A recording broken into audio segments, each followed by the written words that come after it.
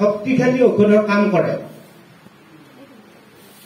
মোৰ মানসিক শক্তিটো মই শক্তিশালী কৰি লৈ এই দৰং কেঞ্চাৰ কেন্দ্ৰলৈ আহিলো আৰু তাত আমাৰ যিখিনি ডক্টৰকে ভিতৰ কৰি যিখিনি কৰ্মচাৰী আছে তেওঁলোকৰ যি ব্যৱহাৰ পালো আচলতে সেইটো মোৰ কাৰণে ডাঙৰ মহব্বত হয়। মই মানসিকভাৱে চিকিৎসা ল'বলৈ আহি যিখিনি শান্তি আৰু তেওঁলোকৰ ব্যৱহাৰত যিখিনি মই